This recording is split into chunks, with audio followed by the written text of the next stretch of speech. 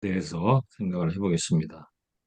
예, 아까도 마지막에 말씀드린 것처럼 구원의 여러 가지 축복들은 결국은 주님 안에서 주어진다 하는 내용입니다.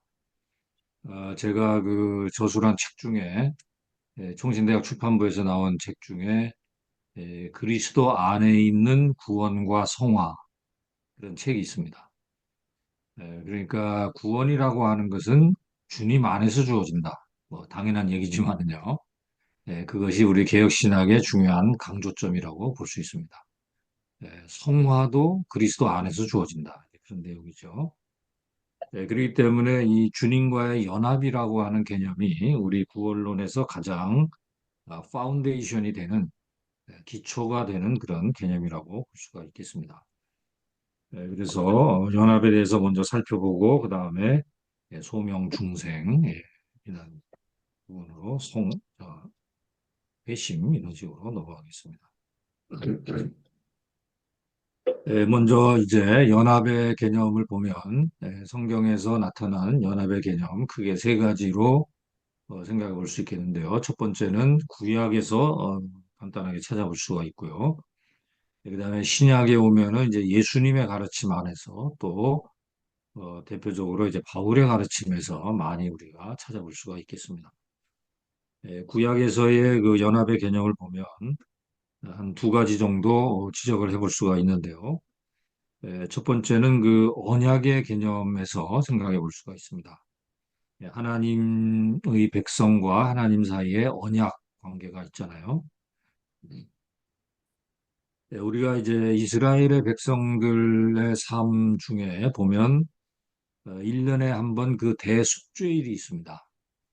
그 대속죄일이 되면은 백성들이 자기들의 죄의 문제를 가지고 대제사장에게 나아가죠.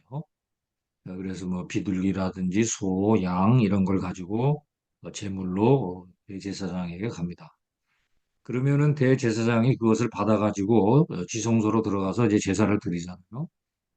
그러면은 대제사장이 하나님께 제물을 잡아서 제사를 드렸지만 그 제사는 바로 그 제물을 가지고 온 사람을 위한 제사가 되는 겁니다. 그것은 왜 그렇습니까? 이 대제사장이 대표적인 위치로 가서 하는 거죠. 이것이 바로 언약적 대표의 개념이라고 볼 수가 있습니다. 그러니까 이 대제사장과 그 백성들 사이에 언약적인 그런 그 대표성의 관계가 있다고 하는 것인데 이것은 바로 우리가 신약에서 얘기되어 줄 수 있는 예수님의 은혜 언약의 대표, 그 관계를 예표해 주고 있다고 볼 수가 있는 거죠. 그래서 백성들을 대표한 그 대제사장의 행위가 바로 그 백성들이 행한 것으로 간주가 된다. 예수님이 십자가에 달려 돌아가셨지만은 그분은 우리의 은혜 언약의 대표로서 감당하셨기 때문에 그가 대표로 행동하신 모든 일들이 그 언약의 멤버인 우리 모든 신약의 성도들을 위해서 하신 일이 된다고 하는 거죠. 이런 그 언약의 대표의 개념이 바로 구원론의 중요한 기초가 된다고 보는 겁니다. 또 우리가 구약에서 하나 더 살펴본다고 하면은 그 창세기 2장 24절의 말씀을 생각해 볼 수 있습니다. 우리가 창세기 2장 24절은 주로 결혼식에서 이제 많이 얘기하는 그런 내용이 되겠는데요. 그 결혼식에서 이제 남자가 그 부모를 떠나 여자와 연합하여 한 몸을 이룰지로다. 이제 그런 말씀이잖아요. 그런데 그 말씀에서 나타나고 있는 남자와 여자가 한 몸을 이룬다고 하는 사실. 이것은 이제 일차적으로는 우리가 뭐 남자와 여자의 남편과 아내의 하나됨을 말하지만 우리가 신약의 배경에서 잠깐 봤을 때에 신약의 본문 가운데 남편과 아내의 관계를 설명해 주는 본문이 어디에 나옵니까? 혹시 에베소서. 기억나시는 분 있습니까? 에베소서 5장이죠. 에베소서 5장에 보면은 남편들아 아내 사랑하기를 주님께서 교회를 사랑하신 것처럼 하라. 또 아내들은 남편에게 순종하기를 교회가 주님에게 순종하는 것처럼 해라. 그렇게 이제 바울이 설명을 하다가 그 본문이 쭉 내려가다가 보면 바울이 뒷부분에서 이런 얘기를 합니다. 내가 지금 교회에 대하여 말하노라 그래요. 남편과 아내의 관계를 설명하고 있는 것이 맞긴 한데 사실은 신랑 되신 그리스도와 신부된 교회와의 관계를 말하고 있다고 하는 거죠. 그러니까 그 남편과 아내가 사랑하고 섬기고 하나가 되는 그거는 바로 이제 교회와 그리스도 사이의 연합을 이야기하고 있다라고 본다면 그런 차원에서 아까 앞에서 봤던 창세기 2장 24절에 남자가 그 부모를 떠나 여자와 연합하여 한 몸을 이룬다고 하는 그 가르침도 일종의 이제 이 연합의 개념을 거기서 교회와 그리스도 사이의 연합의 개념을 이미 거기서 내포하고 있다 이렇게 생각해 볼 수도 있겠습니다. 자, 그다음에 이제 예수님에게로 넘어가면 예수님도 이제 여러 곳에서 이 연합의 개념을 설명하고 있는데요. 대표적으로 우리가 요한복음 15장 1절 이하를 볼 수 있습니다. 요한복음 15장 1절 이하에는 포도나무 가지의 비유가 나오죠.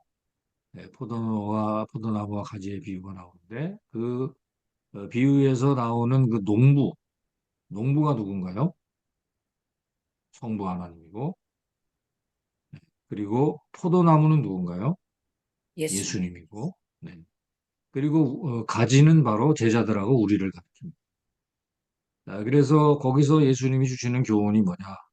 가지가 포도나무에 붙어 있으면 열매를 맺는 거잖아요. 그러니까 가지가 포도나무에서 떨어져 있으면 열매를 맺을 수가 없습니다. 가지가 포도나무에 붙어 있어가지고 나무로부터 그 수액을 빨아들여서 그것으로 말미암아 열매가 맺히는 겁니다. 바로 이 그리스도와 성도들 사이의 연합의 관계가 우리의 기본적인 신자의 삶에 초석이 된다, 기초가 된다는 것을 말하고 있죠. 그래서 거기서 이제 주님 하신 말씀이 너희가 내 안에 내가 너희 안에 있으면 열매를 많이 맺는다. 우리가 교회에서도 이제 교회 사역자들이 좀 많이 강조하는 것이 열매를 맺으라. 그러니까 성도님들에게 열매를 맺으라. 근데 사실은 어떤 면에서 열매를 맺으라고 하는 강조도 필요하지만 그거보다 더 먼저 선행되어야 될 것이 뭐냐? 주님과 연합이에요. 가지가 포도나무에 붙어 있으면 열매를 맺는 거예요. 근데 예를 들어서 가지가 포도나무에 엉성하게 연결돼 있어요. 그러면 나무로부터 수액이 잘 빨려 나오지 않을 거잖아요. 그러면 열매를 맺을 수가 없는 겁니다. 그런데 그 연합이 잘 안 돼 있는데 그냥 열매를 맺어라, 열매를 맺어라 자꾸 하면 이거 피곤한 거예요. 안 되는 거를 시키니까. 그러니까 말하는 사람도 힘들고 그거를 듣는 사람도 힘든 거죠. 그러니까 더 중요한 게 뭐냐? 주님과의 연합의 관계를 단단하게 만들어 놓는 거예요. 그래서 포도나무로부터 수액이 잘 빨려 나오면 그러면 열매가 맺히게 된다고. 바로 이 포도나무와 가지의 비유는 예수님이 주님과 성도들 사이에 제자들 사이에 연합의 관계를 설명해 주고 있는 중요한 본문이라고 볼 수가 있죠.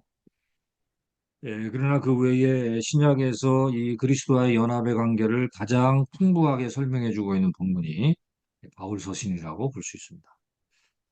바울서신에 보면 주님과의 연합의 관계를 표현해 주는 이 폴린 유시지가 여러 개가 바울이 잘 사용하는 그 문구가 있어요. 그리스도 안에서 그런 말을 많이 사용합니다. 아까 에베소서 1장 3절 이하의 내용도 창세전에 그리스도 안에서 우리를 택하셨다. 구원의 많은 축복들은 바로 그리스도 안에서 우리에게 주어지기 때문이죠.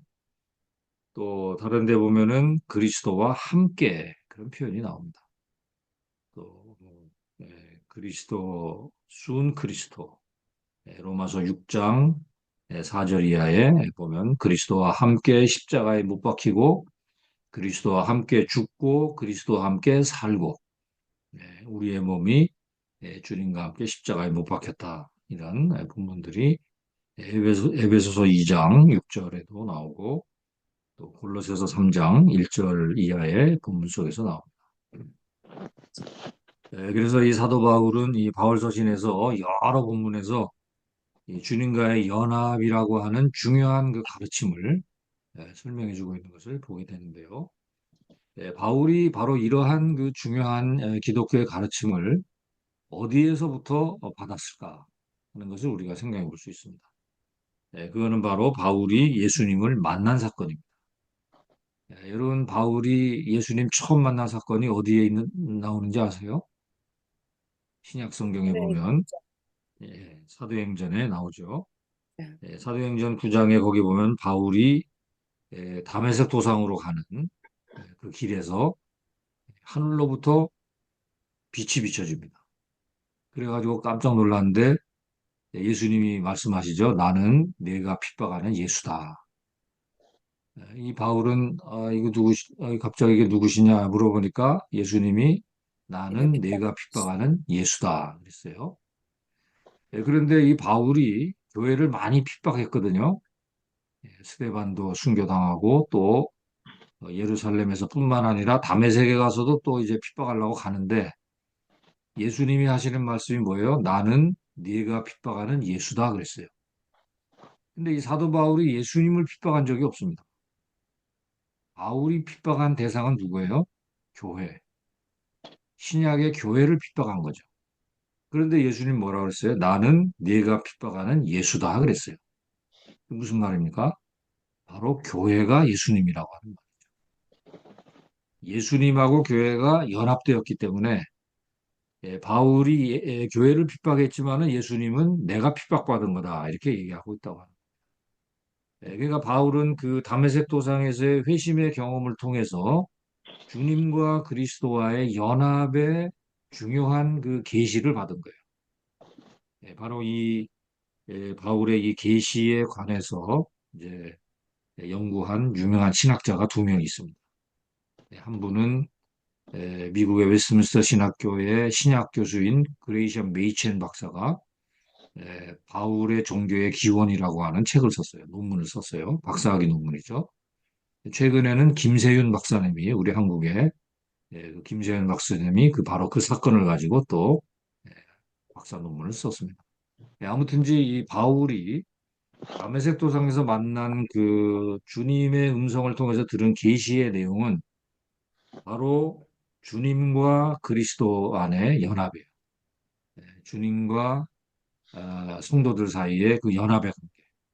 그것이 바로 바울이 바울서신에서 가르치고 있는 복음의 핵심적인 내용이고 구원의 핵심적인 내용이라고 볼 수가 있는 겁니다. 그래서 이 그리스도와의 연합에 에, 관한 것이 이제 구원론의 중요한 배경이 되는데 제가 그 여러분 강의 안에는 적지 않았습니다만은 그리스도와의 연합의 중요성 전에 그리스도와의 연합의 성격이라고 하는 부분이 있습니다. 그래서 그 성격에 대한 부분을 조금 설명을 하고 연합교리의 중요성으로 넘어가도록 할 텐데요. 우리가 주님과 연합했다고 할 때 그 연합이 어떠한 성격의 연합이냐라고 하는 겁니다. 여러분 강의 안에는 지금 나오진 않는데요. 몇 가지 그 연합의 성격을 한번 설명해 볼 수 있습니다. 첫 번째는 우리가 주님과 연합한 것은 언약적인 연합이라는 거예요. 그러니까 이 세상에는 뭐 여러 가지 그 연합이 있습니다. 뭐 동창회 연합도 있고, 뭐 동호회 연합도 있고, 배드민턴 동호회도 있고, 또 이런 뭐 카나다 총신이 동창회도 있을 거고요. 여러 가지 종류의 연합이 있어요. 그러나 우리가 주님과 연합했다 했을 때에 그 연합의 기본적인 연결고리가 뭐냐? 언약의 성격이다. 언약적으로 연합된 거라고 하는 거예요. 예수님은 바로 우리의 언약의 머리, 그리고 우리는 그 언약의 멤버라고 하는 겁니다. 특별히 이제 우리가 성경에서는 행위 언약하고 은혜 언약을 얘기하는데 행위 언약은 뭐예요? 에덴 동산에서 아담이 바로 행위 언약의 머리가 되죠. 그 이야기는 뭡니까? 하나님은 아담을 모든 인류의 행위 언약의 대표로 세운 거예요. 그러니까 그 대표가 잘못한 것이 모든 멤버에게로 영향을 주게 됩니다. 그것이 바로 우리가 소위 말하는 원죄 교리가 된 겁니다. 원죄. 아담이 에덴 동산에서 선악과를 따먹었어요. 그런데 그거는 아담에게만 죽음을 가져온 게 아니고 로마서 5장 12절 이하에 보면 모든 인류에게 죽음을 가져왔습니다. 왜 그랬습니까? 바로 아담이 행위 언약의 대표이기 때문에요. 여러분이 카나다 총신에 뭐 원후의 대표가 있는지 모르겠습니다. 근데 만약에 그 대표가 좀 실수를 하면 모든 원우들에게 영향을 미쳐요. 우리가 예를 들어서 뭐 한국의 국가대표 축구팀이 일본하고 축구 시합을 한다. 예를 들어 박지성이라든지 그런 그 국가대표 선수가 한 골을 넣어요. 그러면은 그냥 우리나라 전 국민이 그냥 와 하고 TV 보면서 난리가 납니다. 왜 그렇습니까? 박지성이 글쎄, 우리나라 축구 선수 대표이기 때문이에요. 그러니까 대표가 넣었지만 우리 모두가 다 기뻐하는 거죠. 그 대표적인 관계가 그런 겁니다. 근데 아담은 에덴 동산에서 행위 언약의 대표자로 세워진 거죠. 마찬가지로 우리가 주님과 연합했다 했을 때에 그 연합이라고 하는 것은 무슨 뭐 세상의 동창회 연합 그런 것이 아니고 뭐 배드민턴 동호회 연합 이런 게 아니고 언약의 연합이라고 하는 언약적인 연합이라는 거예요. 예수님은 바로 은혜 언약의 대표자이십니다. 그 은혜 언약의 대표자가 대표로 십자가를 지신 거예요. 그리고 희생제물로 하나님 앞에 드려진 거죠. 그러니까 대표가 들어진 그 희생제물의 그 효과가 그가 대표하고 있는 모든 멤버들에게로 주어지는 거죠. 그게 바로 이 그리스도와의 연합의 중요한 성격이라고 하는 겁니다. 바로 이 언약적 연합의 기초 위에서 우리가 구원을 받는 거죠. 예수님이 이루신 십자가의 구원 사역이 그분이 우리의 대표로서 하신 거기 때문에 대표가 이루신 구원의 축복이 우리에게로 주어지게 된다고 합니다. 이게 주님과의 연합의 성격 첫 번째고요. 두 번째는 육체적인 연합을 얘기합니다. 육체적인 연합. 여기서 말하고자 하는 것은 예수님의 성육신 사건을 얘기하는 겁니다. 예수님이 하늘 영광 보좌를 버리시고 이 땅에 오셔서 마리아의 몸에서 인간의 육체를 가지고 태어나셨어요. 인간의 육체를 취하신 거죠. 왜 그렇게 하셨습니까? 바로 예수님이 우리 모든 인류의 대표가 되시기 위해서 그렇게 하신 거예요. 만약에 예수님께서 인간의 몸을 입지 않으셨다면은 우리의 대표가 될 수 있습니까? 없습니까? 안 돼요. 없습니다. 없습니다. 네, 맞습니다. 대표가 되기 위해서는 그 멤버와 똑같은 위치가 돼야 돼요. 예를 들어서 제가 총신대학교에서 신학과가 있고 기독교 교육과가 있고 뭐 교회 음악과가 있습니다. 근데 각 과마다 대표가 있어요. 근데 신학과 대표가 되기 위해서는 신학과 그 멤버가 돼야 돼요. 음악과에 다니는 사람이 신학과 대표가 될 수 없거든요.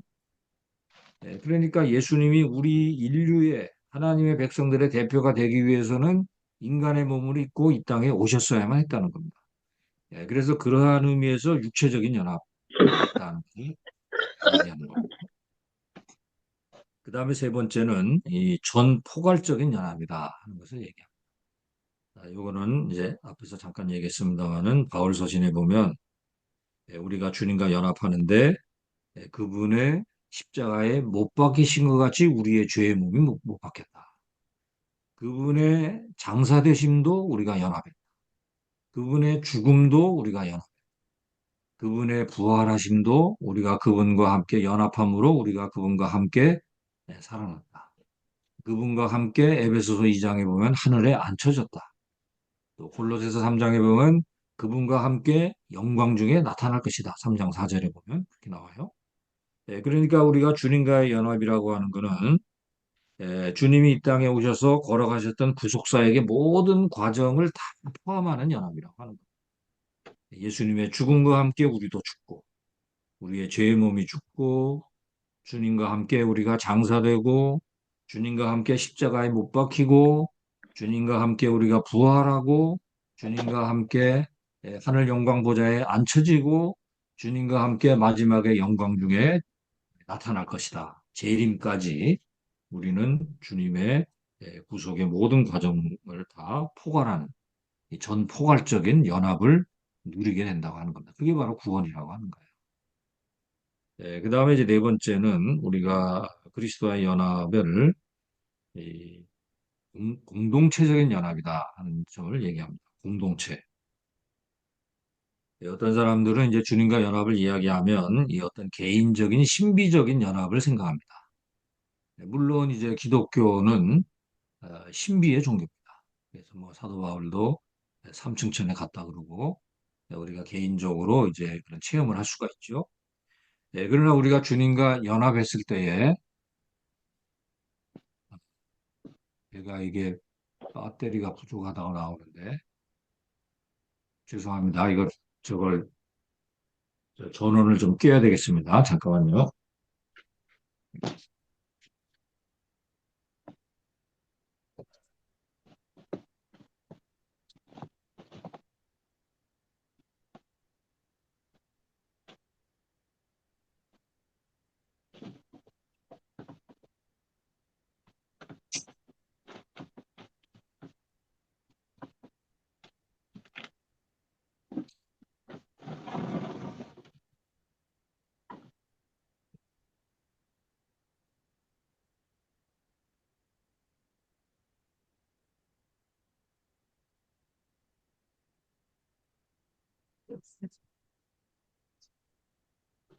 네, 됐습니다.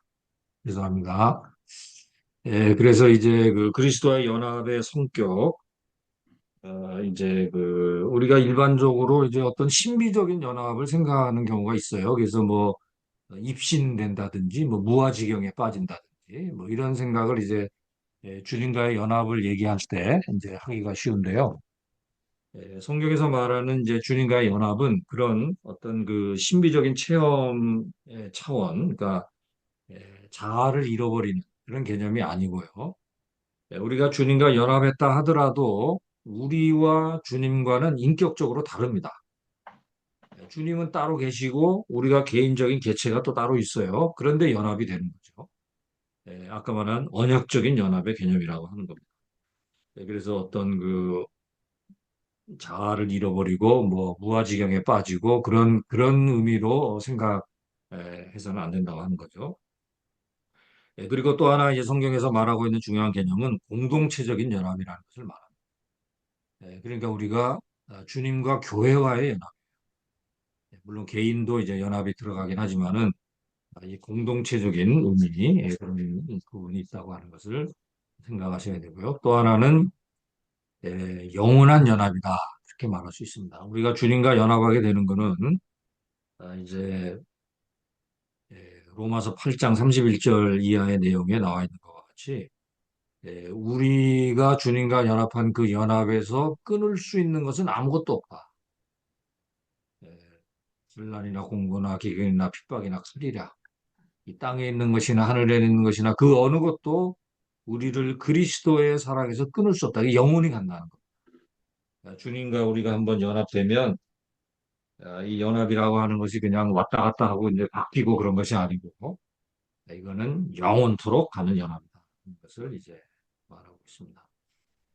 또 그 다음에 이제 우리가 생각할 수 있는 것은 종말론적 연합이다 하는 것을 얘기하는데요. 우리가 신약 성경의 그 시대적인 특징을 얘기할 때 보통 그 종말론적인 성격이 있다는 것을 얘기합니다. 이 종말론적인 성격이라고 하는 말은 보통 그 already but not yet 이런 개념을 얘기하죠. 이미 그러나 아직 아니 이런 개념이에요. 그러니까 우리가 예수님을 믿어서 구원받았어요. 이미 구원받았습니다. 그런데 성경에 보면 두렵고 떨림으로 너희 구원을 이루어가라. 또 얘기를 해요. 그러니까 아직까지 구원이 완성된 게 아닙니다. 그러니까 우리가 예수님 믿으면 주님과 연합했어요. 그런데 주님과의 온전한 연합은 아직 남아 있습니다. 주님 재림하실 때 우리가 그분과 온전한 연합을 누리게 될 것입니다. 이런 의미에서 이미와 아직아니라는 이 종말론적인 특징을 가지고 있다고 말할 수 있습니다. 자, 그러면 이제 그 다음에 연합교리의 중요성 간단하게 보겠습니다. 우리가 이제 그리스도와의 연합이 우리의 신자의 삶에 결정적인 영향을 준다 하는 것을 잠깐 생각해 볼 수가 있는데요. 우리가 주님과 연합하게 되면 주님의 그 모든 삶의 사역의 모든 부분들이 우리 신자의 삶에 직접적인 영향을 주게 됩니다. 예를 들면 예수님이 죄에 대하여 죽은 자가 되었다. 십자가에 달려서 죄에 대해 죽은 자가 되었다. 그러면 그 죄에 대하여 죽은 그분과 우리가 연합했어요. 그러면 우리도 죄에 대하여 죽은 자가 되는 거예요. 로마서 6장에 보면 그런 내용들이 나오죠. 그러니까 죄에 대하여 죽었다라고 하는 말은 무슨 말입니까? 죄와는 더 이상 관계가 끝났다는 거예요. 그러니까 죄가 우리를 다스리지 못한다고 하는 거죠. 죄의 통치에서 우리는 벗어난 존재가 되었다고 하는 거예요. 그래서 이제는 우리가 하나님을 마음껏 섬길 수 있는 의의 병기로 하나님께 드려질 수 있는 그런 존재로 바뀌게 된다고 하는 거죠. 그러니까 우리가 주님과 연합했다고 하는 이 사실은 우리 신자의 삶에 아주 중요한 결정적인 영향을 준다고 하는 것. 조금 이제 다르게 설명해 본다면 이렇게 생각해 볼 수 있습니다. 우리가 이 세상에 사는 사람들은 크게 두 종류가 있어요. 하나는 아담 안의 인간입니다. 그거는 예수님 믿기 전의 인류예요. 아담 안의 인간은 뭐예요? 죄를 향해서 나아가고 죽음을 향해서 나아가는 인류입니다. 자기들이 뭐 아무리 선량하게 살았다 하더라도 결국은 죽음을 향해서 나아가죠. 영원한 멸망을 향해서 나아가는 인류입니다. 또 하나는 그러한 상태에서 예수님을 만나서 이제 영생을 향해서 나아가는 새로운 피조물이 된 거죠. 그러니까 예를 들어서 저 같은 경우도 제가 만약에 명함에다가 그 설명을 한다면 이렇게 할 수 있어요. 김광열 인 크라이스트. 그리스도 안에서의 김광열이라고 하는 거예요. 그러니까 예수님 믿기 전에 그 김광열은 이제는 끝났어요. 나의 존재는 이제는 주님 안에서 새롭게 지음을 받은 김광열이라고. 그런 그리스도와의 연합의 의미가 우리에게 그러한 새로운 그 존재로서의 자기 정체성 이런 것을 이제 가질 수 있게 해준다고 하는 거죠. 뭐 우리가 이제 앞으로 쭉 구원의 서정의 여러 가지 내용들을 살펴보면서 더 구체적으로 볼 수 있겠습니다만은 그 중에 대표적인 그 항목이 성화입니다. 우리가 주님 안에 있음으로 말미암아 거룩한 존재로 부름을 받는 거죠. 그러한 그 성화에 대한 부분들 이것은 이제 뒤에서 우리가 이제 성화론을 할 때 좀 자세하게 보도록 하겠습니다. 자, 그러면 다음 항목 소명으로 넘어가겠습니다. 우리가 소명에 대해서는 이제 좀 간단히 보고 중생을 좀 자세하게 보도록 할 텐데요. 성경에 보면은 이 하나님의 부르심이 여기저기 많이 나타나고 있습니다. 구약에서도 보면 하나님께서 뭐 아브라함을 부르시고 출애굽기에 보면은 모세를 부르시죠.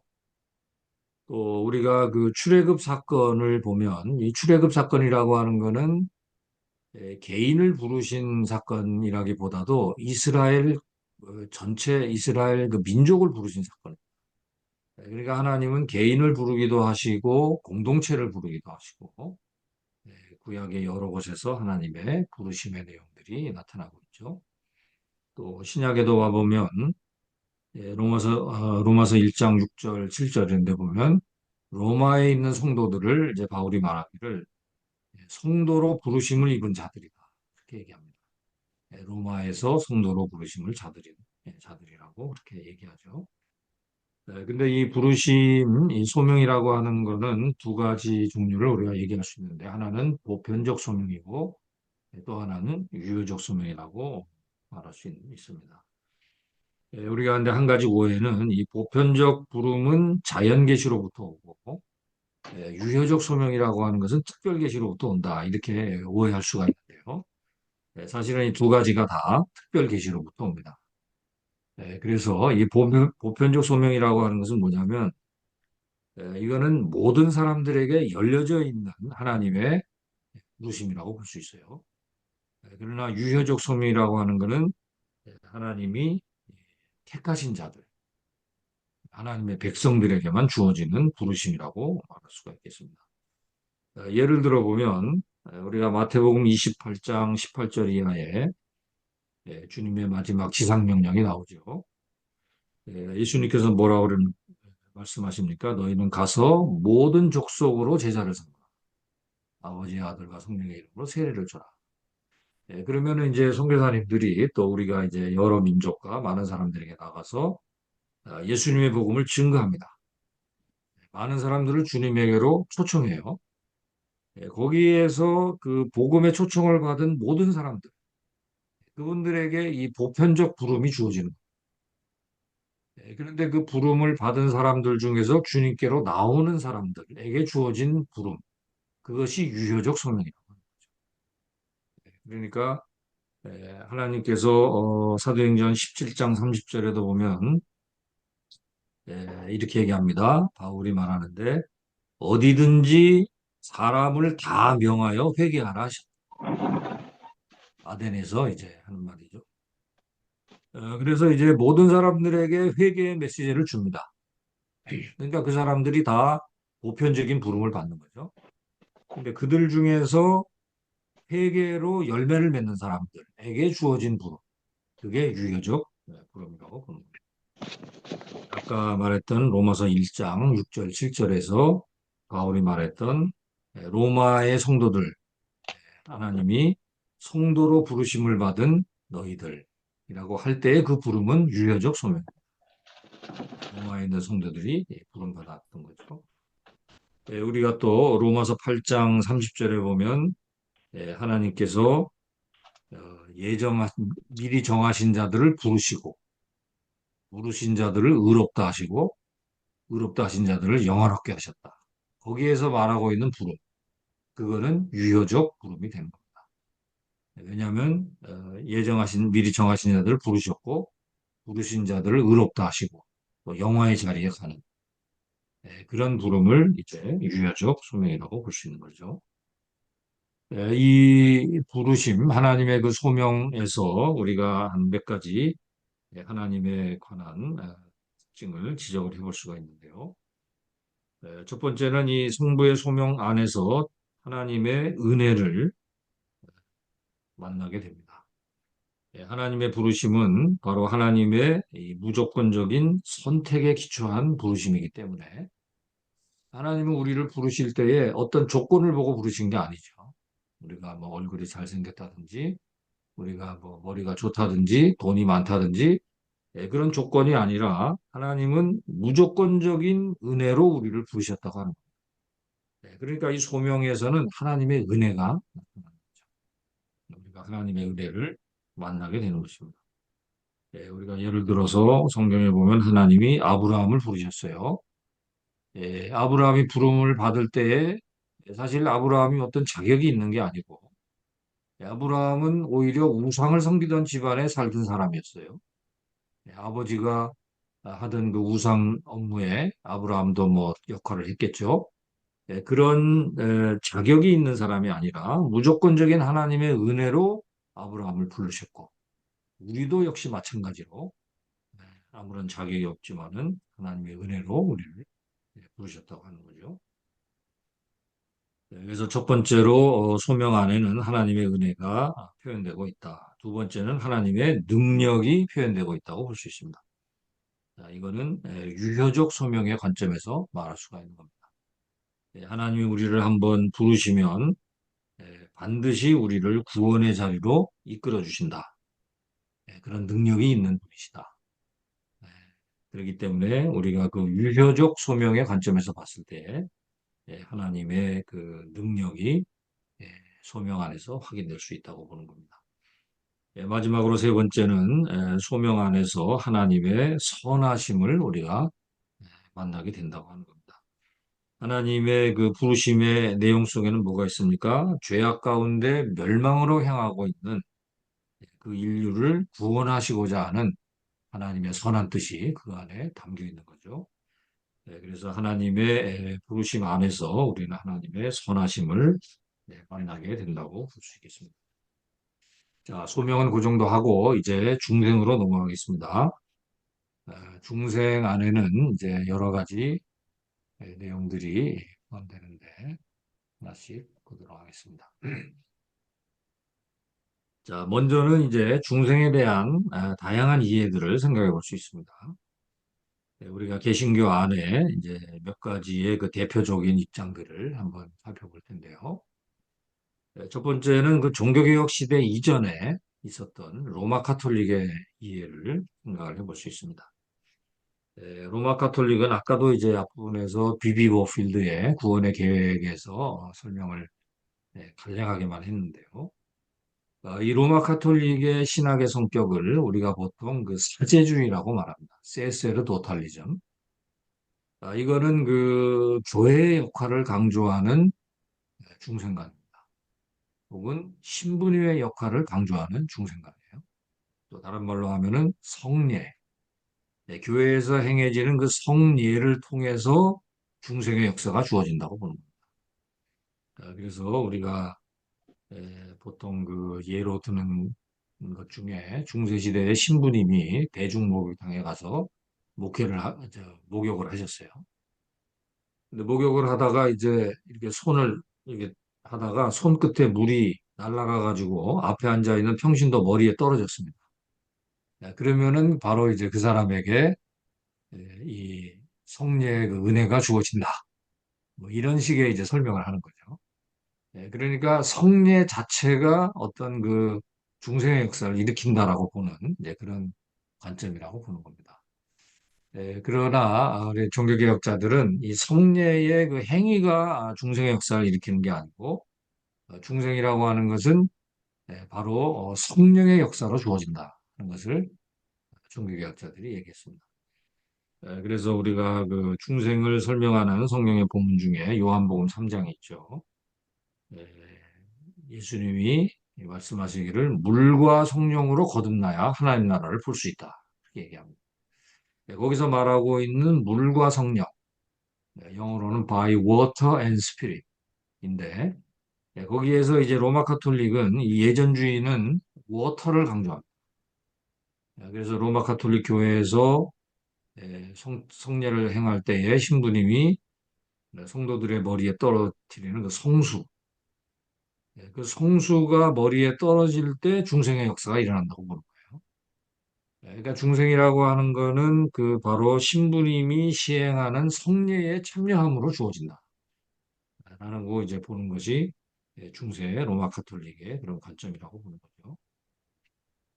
그러나 종교개혁자들은 이 물로 성수로 중생되는 게 아니고 그건 하나의 그 성례이고 중생의 역사를 일으키는 분은 성령 하나님이다. 그런 것을 얘기한 겁니다. 그러니까 물론 성례가 중요하죠. 우리도 이제 성례를 얘기합니다만은 우리는 성례가 두 가지입니다. 개신교는 세례와 성찬 두 가지죠. 근데 로마 카톨릭에는 성례가 몇 개인지 아십니까? 카톨릭 교회는 성례가 일곱 가지. 그래가지고 여러 가지 그 성례를 늘려놨어요. 뭐 죽을 때 하는 성례가 있고 뭐 결혼식에도 있고 뭐 여러 가지 그 성례를 늘려놓은 거는 교회의 그런 성례를 행하는 교회의 역할을 강조하고 있는 거예요. 그래서 이제 그 어떤 그 성례의 예식을 통해서 그리고 성례를 집행하는 신부님의 역할을 강조하고 있는 중생관. 그러나 거기에 대해서 종교개혁자들은 중생이라고 하는 것은 성령의 역사다. 성례가 중요하긴 하지만은 성례의 때 주어지는 성령 하나님의 역사로 중생이 주어진다는 것을 이야기했죠. 자, 그 다음에 이제 카톨릭 말고 알미니안주의를 잠깐 한번 생각해 보겠습니다. 앞에서도 잠깐 설명을 했습니다만은 알미니안주의가 이해하고 있는 그 중생의 역사는 인간의 믿음에 대한 하나님의 반응이다. 이렇게 보는 거예요. 하나님의 응답이다. 그러니까 우리가 믿음으로 열심으로 나아갈 때 하나님이 중생의 역사를 일으킨다고 보는 거예요. 그러니까 이런 거는 인간의 역할을 강조하고 있는 거예요. 그러니까 앞에서 얘기했던 카톨릭이라든지 혹은 그 방금 얘기한 알미니안주의가 공통점이 있습니다. 중생의 역사에 대해서 이 사람들이 얘기하고 있는 공통점은 인간의 역할을 강조하고, 그러나 종교개혁자들이 얘기하는 중생과는 성령의 비밀한 역사다. 성령 하나님이 주권적으로 역사하시는 사건이라고 보는 거죠. 우리가 복음서에도 보면 요한복음 3장에 니고데모와 주님과의 대화가 있습니다. 니고데모가 거듭나는 문제를 어, 알고 싶어서 주님께 찾아왔죠. 그 본문에서 예수님이 강조하는 게 뭐예요? 이것은 바람이 부는 것 같다. 임의로 바람이 불매 어디로부터 와서 어디로 가는지 알지 못한다. 그 말은 뭡니까? 성령 하나님이 주권적으로 하시는 역사라고 하는 거. 그래서 성령의 비밀한 주권적인 역사로 중생된다 하는 것이 우리 개혁신학의 중생관이라고 볼 수가 있는 거죠. 그러나 이제 개혁신학 안에도 이제 두 가지 흐름, 아까도 잠깐 얘기했습니다만 칼빈의 경우는 중생이라고 하는 것을 신자의 삶 전체를 커버하는 개념으로 이해하고 있습니다. 그래서 성화의 삶까지 포함되어지는 중생관을 얘기하고 있는 반면에 오늘 우리가 이해하는 이 개혁주의의 관점은 우리가 불신자로 있다가 처음으로 주님을 만나서 성령 하나님으로 새로운 삶을 시작하는 그 첫 번째 사건을 중생이라고 보는 거죠. 그래서 이 중생이라고 하는 것이 예, 불신자의 삶에서 하나님의 자녀로서의 삶을 시작하는 첫 번째 단계 사건을 중생이라고 봅니다. 자, 그러면 두 번째로 중생의 의미에 대해서 생각해 보겠습니다. 네, 중생이라고 하는 거는 이제 우리가 성경에서 어, 두 가지 방법으로 생각해 볼 수가 있는데 첫 번째는 중생에 관한 그 성경 구절을 생각해 볼 수 있고요. 그다음에 두 번째는 성경에서 중생을 설명해 주는 그 이미지가 나옵니다. 두 개의 이미지가 나오는데 그렇게 두 가지로 살펴보도록 하겠습니다. 신약 성경에 보면 그 중생이라는 단어가 두 군데 나오죠. 헬린게네시아라고 하는 헬라어인데요. 첫 번째는 우리가 가장 많이 인용하는 디도서 3장 5절입니다. 거기에 보면은 중생의 씻음과 성령의 새롭게 하십니다. 이런 표현이 나와요. 그 말은 뭡니까? 중생이라고 하는 것은 첫 번째로 우리가 씻김을 받는 겁니다. 아담의 범죄 안에서 타락한 부패한 성품을 가지고 있는 우리가 죄의 모든 부분들이 씻겨지는 그것을 다른 말로 성령의 새롭게 하시는 역사다. 이렇게 얘기하는 거죠. 그래서 중생의 씻음과 성령의 새롭게 하십니다. 이렇게 디도서에서는 얘기하고 있습니다. 그러나 두 번째 이 팔렌기네시아라는 단어가 나오는 본문이 마태복음 19장 28절이에요. 이 디도서에 나오는 본문은 개인적인 중생의 관점에서 말하고 있다면 마태복음에 나오는 본문은 좀 우주적인 관점을 얘기하고 있습니다. 마태복음 19장 28절에 보면 이런 말이 나와요. 만물이 새롭게 되어 그런 표현이 나옵니다. 만물이 새롭게 된다. 그런데 그 새롭게 된다고 하는 그 단어가 플링게네시아예요. 그러니까 헬라어 원문으로 보면 중생의 단어가 사용되어지고 있는 거예요. 그러니까 무슨 말입니까? 이 중생이라고 하는 거는 개인적인 변화도 있지만은 사실은 전 우주적으로 새롭게 되어지는 역사라고 하는 겁니다. 여러분, 그 보통 우리가 하나님의 창조 사역을 말할 때 두 가지를 얘기해요. 하나는 하나님이 태초에 우주 만물을 창조하신 사역을 얘기하고, 그러나 성경에는 또 두 번째 창조가 나와요. 재창조가 나옵니다. 새로운 창조가 나옵니다. 그 재창조가 어디서 어떤 의미인지 아십니까? 재창조의 역사. 성경에서 말하고는 재창조, 이거는 바로 그리스도 안에서 새롭게 지음을 받는 겁니다. 우리가 잘 아는 대로 고린도 후서 5장 17절에 보면은 누구든지 그리스도 안에 있으면 새로운 피조물이라. 이전 것은 지나갔으니 보라 새 것이 되었도다. 이렇게 얘기하죠. 그러니까 하나님의 창조는 크게 두 가지예요. 하나는 태초에 하나님이 우주 만물을 지으신 게 있습니다. 그런데 그 처음의 창조는 아담의 타락으로 망가졌어요. 훼손되어졌고 결국은 멸망을 향해서 나아가. 그런데 멸망을 향해서 나아가는 그 창조 세계를 새롭게 회복시키기 위하여 오신 분이 누구십니까? 예수님이죠. 그래서 예수님 안에 있으면은 새로운 창조가 이루어지는 재창조의 역사. 그러면은 바로 마태복음 19장 28절에서 말하는 것이 그거예요. 만물이 새롭게 되어 예수님 안에서 처음의 창조가 새롭게 변화되고 있는 겁니다. 그 새롭게 변화되어지는 재창조의 역사에 참여하는 그 사건이 바로 중생이라고 합니다. 그러니까 중생이라고 하는 것은 성경에서 단순히 개인적인 사건으로 끝나는 게 아니고 이거는 예수님 안에서 진행되고 있는 재창조의 역사에 우리가 동참하는 사건이라고 볼 수 있어요. 바로 그것이 고린도후서 5장 17절에서 말하고 있는 개념이라고 볼 수 있는 겁니다. 여기서 정리해서 말하면 이렇게 얘기할 수 있습니다. 예수님 안에서 이루어지고 있는 종말론적 구원 성취에 우리 신자들이 동참하는 사건이 바로 중생이라고 합니다. 우리는 예수님의 그 재창조의 역사의 첫 열매라고 말할 수 있어요. 하나님이 이루어 가시는 두 번째 창조의 역사의 첫 열매가 예수님이에요. 우리가 그 부활장에 보면 나오죠. 예수님이 부활의 첫 열매다. 그러면은 우리 나머지 그리스도인들은 예수님을 믿게 되면 그 예수님 안에서 두 번째 열매, 세 번째 열매가 되는 거예요. 그래서 예수님 안에서 새로운 피조물로 만들어지는 겁니다. 그래가지고 결국은 최종적인 완성, 종말론적인 완성을 향해서 나아가는 거죠. 바로 그 종말론적인 재창조의 완성의 그 프로세스에 우리가 동참하는 사건이 중생이라고 합니다. 그런 의미에서 마태복음 19장 28절을 생각할 수가 있는 거죠. 자, 그다음에 두 번째로 중생의 의미를 우리가 이해할 수 있게 되는 두 번째 이제 방법은 성경에서 설명하고 있는 중생의 이미지를 살펴보는 거예요.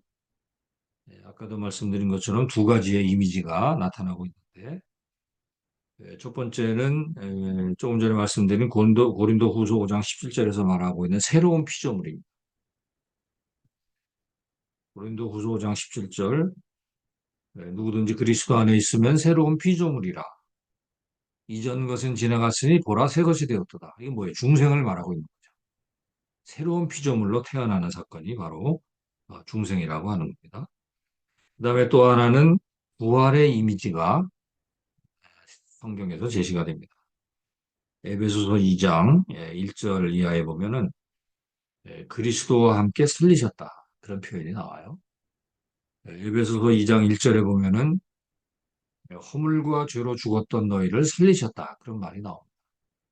거기서 말하고 있는 허물과 죄로 죽었다는 그 사람들은 누굽니까? 에베소 교회 성도들이죠. 에베소 교회 성도들에게 바울이 말하기를 너희의 허물과 죄로 죽었던 너희를 살리셨다 그래요. 자, 그러면은 질문합니다. 에베소 교회 성도들이 허물과 죄로 죽었다. 에베소 교회 성도들이 죽었다 그랬는데 에베소 교회 성도들이 죽었었나요? 살아있잖아요. 근데 에베소 교회 성도들이 죽었다고 말해요. 거기서 죽었다는 것은 뭐예요? 바울이 말하는 대로 허물과 죄로 죽은 겁니다. 허물과 죄로 죽었던 너희를 살리셨다라고 말하고 있는 거죠. 그러니까 중생이라고 하는 것을 부활의 이미지로 설명하고 있는 거예요. 여러분 뭐 지금 강의 들으시는 분들이 뭐 카나다에 있는 분도 계시고 한국에 계신 분도 있고 한데 여러분 동네 마을에 이렇게 보면은 길거리 사람들 걸어 다니잖아요. 그 걸어 다니는 사람들 중에 죽은 사람도 있고 산 사람도 있어요. 맞습니까? 죽은 사람도 있고 산 사람도 있어요. 죽었다는 것은 뭐예요? 허물과 죄로 죽은 사람을 말합니다. 자기들은 살았다고 생각하고 돌아다니지만 사실은 죽은 거죠. 그러니까 에베소서 2장 1절에서 말하고 있는 허물과 죄로 죽었다는 것은 예수님을 아직 안 믿고 죽음에 처한 영적으로 죽은 사람을 말하는 거죠. 그러니까 부활이라고 하는 것을 이 에베소서 2장에서는 바로 중생을 가리키는 개념이에요. 우리가 중생했다고 하는 말은 주님과 연합함으로 부활했다는 것을 말합니다. 죽은 자가 살아난 것을 말합니다. 그러니까 성경에서는 이 중생이라고 하는 것을 표현해주는 이미지가 하나는 새로운 피조물, 또 하나는 부활. 이 두 가지 이미지로 설명하고 있는데, 이 두 가지 이미지를 말하는 그 이유가 있어요. 이 두 가지의 그 이미지는 공통적으로 우리 개혁 신학이 말하고 있는 중생의 중요한 성격을 말해주고 있습니다. 여러분 중에 혹시 이 두 가지 이미지가 공통적으로 가지고 있는 두 가지의 성격이 뭔지 혹시 생각 나는 분이 계시면 한번 얘기해 보세요. 우리 개혁 신학의 중생의 의미를 잘 설명해 주는 두 가지의 특징이 이 새로운 피조물의 개념하고 또 부활의 이미지 안에 담겨 있습니다. 새로운 피조물, 부활, 이 두 가지가 공통적으로 말해주고 있는 어, 중생의 중요한 성격, 뭐가 있습니까? 잘 강의를 들어도 말하기 어려운데 잘 안 들으면 거의 답하기 어려운 질문입니다. 제가 답을 하겠습니다. 자, 이 새로운 피조물의 그 이미지하고 부활의 이미지하고 두 가지의 그 공통적인 특징이 있어요. 하나는 이 중생을 가리키는 내용인데요. 하나는 수동적이라고 하는 겁니다. 여러분, 중생이라고 하는 것은 수동적인 사건이에요. 그래서 성경에도 보면 중생한다 이렇게 말하지 않고 중생된다고 말합니다. Be born again. 내가 중생하는 게 아니에요. 왜 그렇습니까? 나는 죽은 자이기 때문에. 영적으로 나는 죽은 존재이기 때문에 내가 스스로 죽은 자가 살아날 수가 없어요. 죽은 사람은 옆에서 누가 살려줘야지 살아나는 겁니다. 자, 새로운 피조물 보세요. 하나님이 에덴 동산에서 진흙을 이겨가지고 아담을 창조하셨어요. 이 진흙 덩어리가 새로운 피조물로 창조가 됩니다. 자, 그 장면에서 진흙 덩어리가 할 수 있는 일이 있나요? 할 수 있는 일이 없어요. 진흙 덩어리는 그냥 진흙 피조물이에요. 창조주 하나님이 살려줘야지, 만들어야지 이 창조가 되는 거예요. 또 부활도 마찬가지예요. 여러분, 죽은 자가 살아나는 부활 한번 생각해 보세요. 죽은 자가 살아날 때 죽은 자 편에서 뭐 할 수 있는 일이 있습니까? 없어요. 죽은 자가 무슨 일을 할 수 있어요? 만약에 죽은 자가 뭘 할 수 있다고 하면 그건 죽은 게 아니죠. 아직 살아있는 겁니다. 그러나 부활이라고 하는 것은 죽은 자가 살아나는 게 부활이잖아요. 중생이 바로 그거라고 하는 거예요. 우리가 중생한다고 하는 말은 죽은 자가 살아나는 거기 때문에 그거는 수동적인 사건이라고 합니다. 여러분 우리가 중생한다고 할 때에 이 죽은 자가 자기가 스스로 뭘 해서 중생하는 게 아니라는 거예요. 그게 바로 개혁신학이 말하고 있는 하나님의 주권적인 역사라고 하는 것을 말합니다. 알미니안주의자들은 어떻게 생각해요? 우리가 뭘 할 때 중생하는 거예요. 그거는 성경적으로 맞지 않는다고 합니다. 왜? 우리는 아담 안에서 전적으로 부패한 죄인이기 때문에. 전적으로 부패했다는 얘기는 전적으로 무능력하다는 것을 말합니다. 우리가 구원받기 위해서, 우리가 중생하기 위해서 내가 뭐 할 수 있는 일은 아무것도 없다는 거예요. 왜냐하면 하나님이 우리를 살려주실 때에만이 우리가 깨어날 수 있기 때문에. 그래서 바로 이 두 가지 이미지는 첫 번째는 중생은 수동적인 사건이다 하는 것을 말해주고 있고, 그다음에 두 번째로 이 이미지가 얘기해주는 그 중요한 그 개혁신학의 관점은 앞에서도 얘기한 내용입니다만은 이 중생이라고 하는 것은 주님과의 연합 속에서 주어진다. 그리스도 안에서 주어진다는 것을 말하고 있어요. 아까 말한 고린도후서 5장 17절도 그렇게 말하죠. 누구든지 그리스도 안에 있으면 새로운 피조물이다. 우리가 새로운 피조물의 중생의 그 은혜를 누리는 것은 뭐예요? 그리스도 안에서 주님과 연합했을 때의 새로운 피조물이 된다고 하는 거죠. 또 아까 에베소서 2장 1절 이하에 나와 있는 내용도 너희를 그리스도와 함께 살리시고 이렇게 말합니다. 허물과 죄로 죽었던 너희를 살리셨는데 그냥 뭐 수술해가지고 살린 게 아니고 그리스도와 함께 살리셨다. 그러니까 우리가 부활의 이 중생의 사건도 그리스도 안에서 주어진다고 하는 것을 성경은 말하고 있습니다. 이것이 바로 개혁신학이 말하고 있는 중생관의 중요한 그 가르침이라고 볼 수가 있는 거죠. 자, 그 다음에 다음 항목 중생의 필요성으로 넘어가겠습니다. 우리가 중생이 왜 필요한가 하는 것을 생각할 때 이 중생의 필요성을 잘 이해하게 해주는 내용은 아담 안에서 우리가 전적으로 부패한 죄인이다 하는 그 사실에서부터 생각할 수 있습니다. 아담 안에서 전적으로 부패했다는 얘기는 우리가 완전히 망가진 존재라고 하는 거죠. 전적으로 무능력한 존재라고 하는 것을 말하고 있습니다. 그래서 이 전적으로 부패하고 무능력하다고 하는 그 의미를 생각했을 때에 우리가 세 가지 내용으로 중생의 필요성을 생각해 볼 수 있습니다.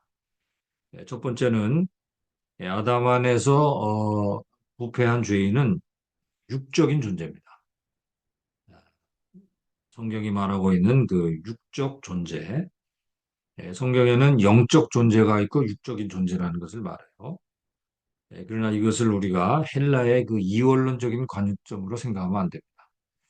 어떤 사람은 그 육적인 존재다 그러면은 그거는 뭐 밥 많이 먹고 잠 많이 자고 또 뭐 운동하는 거 좋아하고 뭐 이런 쪽으로 생각할 수 있어요. 그러나 그건 아니고 성경에서 말하는 육적인 그리스도인, 영적인 그리스도인의 그 차이는 어디에서 온다고 생각합니까? 여러분 생각하실 때 육적인 하나님, 존재가 되고 육신의 존재가 되고 영적인 존재가 되는 그 차이는 어디에서 온다? 어떤 사람은 영적인 존재는 기도 많이 하고 뭐 성경 많이 보고 신학교 다니고 이러면은 영적인 존재다 생각하기가 쉬운데 물론 이제 연관이 되긴 하지만 우리가 성경에서 얘기하는 기본적인 그 차이점은 육적인 존재라고 하는 것은 생각, 성령이 없는 존재를 생각. 말합니다. 영적인 존재라고 하는 것은 성령 안에서 살아가는 삶을 말해요. 그러니까 사실은 우리가 예배드리고 기도하고 성경 봐도 육적인 존재일 수도 있어요. 성령 안에서 안 하면. 또 우리가 운동을 하고 밥 많이 먹고 잠 잘 자도 영적인 존재일 수가 있습니다. 왜? 그런 것을 통해서 우리가 건강해가지고 하나님의 영광을 위하여 살 때 그것은 영적인 존재가 되는 거죠. 그런데 바로 우리가 중생이 왜 필요하냐? 육적인 존재이기 때문이라는 거예요. 그건 뭐예요? 성령 안에서의 삶을 살지 못하는 존재라고 하는 거예요. 아담 안에서 죽은 존재라고 하는 거죠. 그래서 요한복음 3장 5절 6절에도 보면 너희가 물과 성령으로 거듭나야 하나님 나라를 들어갈 수 있다. 그거는 바로 하나님의 나라는 영적인 세상이기 때문이라는 거예요. 그러니까 우리가 육적인 존재로 있을 때에는 성령의 역사를 몰라요. 그러나 하나님의 나라는 뭐예요? 성령의 역사로 움직이는 세상이죠. 그러니까 요한복음 3장 5절 6절에 물과 성령으로 거듭나야 하나님 나라를 들어갈 수 있다. 그러니까 중생이 왜 필요합니까? 우리가 하나님 나라의 삶을 살기 위해서는 영적인 존재가 되어야 되기 때문에 중생에서 영적인 존재로 나아가게 된다고 하는 거죠. 자, 그 다음에 두 번째는 아담의 타락 이후에 인간은 영적으로 장림의 상태입니다. 영적인 세상을 보질 못하는 거죠. 그러니까 영적인 어두움 속에 있는 사람은 하나님 나라를 볼 수가 없습니다.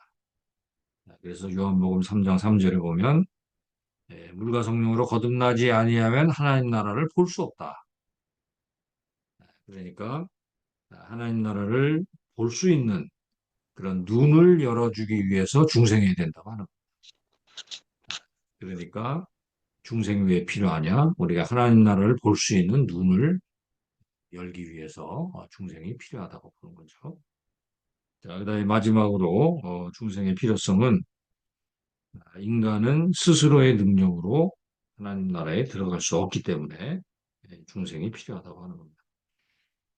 아까도 잠깐 언급했습니다만은 전적으로 부패했다고 하는 그런 말의 의미는 전적으로 무능력하다는 것을 의미합니다. 여러분 전적 무능력의 의미가 뭔지 아십니까? 전적으로 무능력하다. 아무것도 못한다는 거죠. 전적 무능력. 맞습니까? 전적 무능력이라고 하는 것이 아무것도 못한다는 건 아니에요. 여러분이 예수 믿기 전에 아무것도 못합니까? 우리가 예수님 안 믿는 사람도 수학 공부할 수 있어요. 영어 단어도 공부할 수 있습니다. 그러니까 아무것도 못하는 게 아니고 우리가 성경에서 말하는 전적 무능력의 의미는 하나님과의 관계에 있어서 인정받을 수 있는 일을 못한다는 거예요. 구원의 문제에 있어서 예수 믿기 전에 우리 인간은 전적으로 부패했기 때문에 하나님이 인정할 만한 그런 삶을 살 수 없다는 것을 말합니다. 그렇기 때문에 중생이 필요하다. 중생이라고 하는 것은 우리가 전적으로 무능력한 상태에 있기 때문에 우리 스스로의 힘으로는 하나님 나라에 들어갈 수 없기 때문에 중생에서 그 하나님의 뜻을 이루는 삶을 살 수 있다라고 보는 겁니다. 그래서 우리가 로마서 8장 3절 4절에 보면은 그런 말이 있습니다. 육신으로 말미암아 연약하여 할 수 없는 그것을 하나님은 하신다. 그런 말씀이 나와요. 육신으로 말미암아 연약하여 할 수 없다. 그건 뭡니까? 우리가 육신으로 있을 때에는 하나님의 율법에 순종하는 삶을 살 수가 없어요. 왜냐하면 육신이 연약하기 때문에. 여러분 중에 그 하나님의 말씀, 율법에 대해 말씀을 다 지킬 수 있는 사람이 있습니까? 없어요. 율법의 조항이 전부 다그 누가 세봤더니 몇 개라고 그러죠? 구약의 율법의 조항을 다 세보니까 613가지라고 그렇게 얘기합니다. 근데 그거를 다 지킬 수 있는 사람은 없습니다. 그리고 뭐 혹시 613가지 중에서 612가지를 다 지켰어요. 근데 마지막 하나를 못 지켰습니다. 그러면 지킨 겁니까? 못 지킨 겁니까? 못 지킨 거죠. 하나만 못 지켜도 못 지킨 거예요. 또 어떤 사람이 613가지를 한순간에 다 지켰는데 그 다음 순간에 못 지켰어요. 그럼 못 지킨 거예요. 그러니까 구원을 못 받는 겁니다. 율법을 다 지켜가지고 구원받는 건 못 돼요. 육신으로 말미암아 연약하여 할 수 없는 그것을 로마서 8장 3절에 보니까 하나님은 하신다 그랬어요. 어떻게 하나님이 하십니까? 그 다음에 성경 구절 여러분이 읽어보시면은 아들을 보내서 하신다 그렇게 말해요. 예수님을 보내가지고 예수님이 육신의 몸을 입고 오셔가지고 우리를 대신하여 그 길을 열어놓으신 겁니다. 그래서 하나님은 하신다 그랬어요. 그리고 그 다음에 사도 바울이 말하는 것은 어떻게 하느냐? 영을 쫓아 행하는 우리에게 율법의 요구를 이루어지게 하려 하십니다. 그렇게 말합니다. 그러니까 우리가 그 율법의 요구를 이루는 길이 열렸는데 그 길이 어떻게 열린 겁니까? 어떻게 그걸 우리가 할 수 있습니까? 영을 쫓아 행하면 할 수 있다. 성령을 쫓아 행하면. 그러니까 예수님을 믿는 사람은 율법의 요구를 지킬 수 있는 삶이 열린 거예요. 우리가 그걸 못해서 그렇지. 근데 어떻게 하면 우리가 그걸 지킬 수 있다고 말합니까? 그 방법이 뭐예요? 영을 쫓아 행하면 할 수 있다. 성령을 쫓아 행하면 할 수 있다는 거예요. 우리가 갈라디아서 나련도 성경 보면 나오죠. 육신의 소욕은 성령의 소욕을 거스리고 성령의 소욕은 육신의 소욕을 거스린다. 그러면 하나님 말씀 순종할 수가 없어요. 그런데 거기 답이 나와요. 성령을 쫓아 행하라. 그래야 하면 율법의 요구를 이룬다고 말합니다. 그러니까 오늘도 여러분들이 우리가 성령 충만하다면 하나님 말씀 순종하는 삶을 계속 살 수 있어요. 근데 왜 못합니까? 성령 충만을 못하기 때문에 못하는 거예요. 그래서 우리가 계속 기도해야 되는 거죠. 성령 충만하게 해달라고. 그래서 성령을 쫓아 행하면 율법의 요구를 이루게 되는데 바로 그 성령을 쫓아서 사는 삶을 시작하는 게 중생이라고. 그러니까 이 중생이 왜 필요하냐? 우리가 하나님의 나라의 삶을 살아갈 수 있는 그 출발점을 우리에게 가져다 주는 것이 중생이라고 보는 겁니다. 그래서 성령으로 중생의 삶을 살 수 있도록 하기 위해서 어, 중생이 필요하다.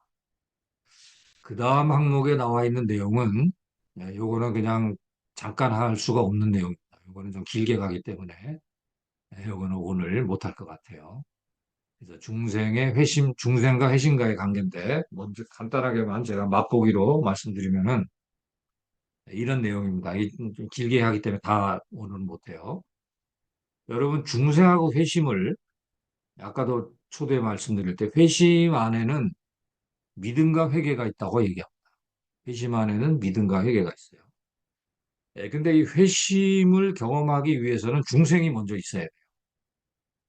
다시 말하면 중생은 하나님이 주권적으로 우리에게 성령의 역사로 주어지는 사건이 중생입니다. 근데 중생의 역사가 없으면 회심을 할 수가 없어요. 다시 말하면 아까도 앞에서 얘기한 것처럼 우리는 전적으로 부패했기 때문에 전적으로 무능력하기 때문에 회심의 사건에 해당하는 믿음을 우리 스스로 가질 수가 없습니다. 그래서 성경에서 뭐라고 그러니까 믿음은 하나님의 선물이다. 선물이라고 하는 것은 내가 스스로 만들어내는 게 아니고 하나님이 주실 때 가질 수 있는 것. 그러니까 중생의 역사를 주실 때 우리가 믿음을 가지게 되고 중생의 역사를 주실 때 우리가 회개의 경험을 하게 된다고 하는 겁니다. 여러분 불신자가 나는 회개해야 되겠다 스스로 그런 생각이 들 수가 없어요. 중생의 역사로 성령님이 그 마음을 깨우쳐 주실 때에 회개의 역사가 나오게 되는 겁니다. 그것이 바로 중생과 회심과의 관계인데 그것과 관련해 가지고 몇 가지 중요한 그 포인트가 있습니다. 뭐 준비주의라든지 요즘에 지난 총회에서도 그 준비주의에 관한 얘기가 나왔었는데요.